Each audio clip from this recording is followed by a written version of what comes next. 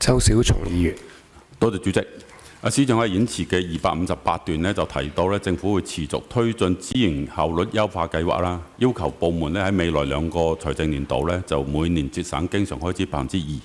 我哋都有留意到咧，喺唔少部門咧，為咗達到呢一個目標咧，將部門預算嘅編制咧就大幅嘅削減，有啲嘢甚至乎超過5%。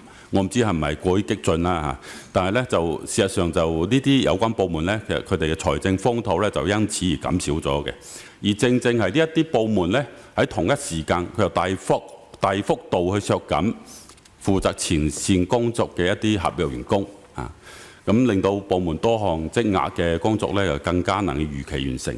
我恐怕呢啲咧都未能夠符合市民嘅期望。我亦都相信呢個唔係政府嘅初衷。我想請教下司長咧，點樣去睇呢個現象，同埋咧司長有冇機會可以適時介入部門嘅決定，避免呢啲部門咧係盲目咁去削減有實際需要嘅前線員工，從而咧去影響公共服務嘅質素。多謝主席。司長。多謝主席，多謝周小松議員。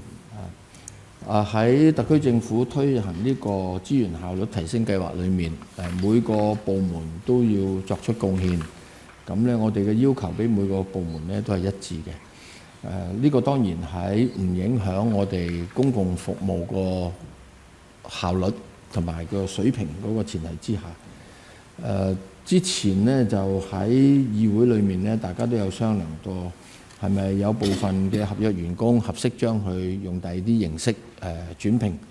咁咧呢個係需要一個整體考慮嘅。個別一啲情況周議員如果見得到認為需要有個特殊嘅酌情考慮嘅話咧，亦都可以同我哋聯絡，我哋睇下個具體個案嘅情況會係點。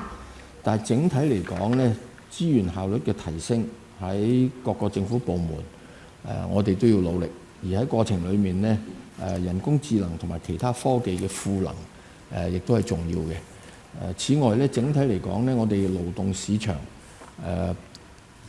嗰個人力咧都仲係緊張嘅。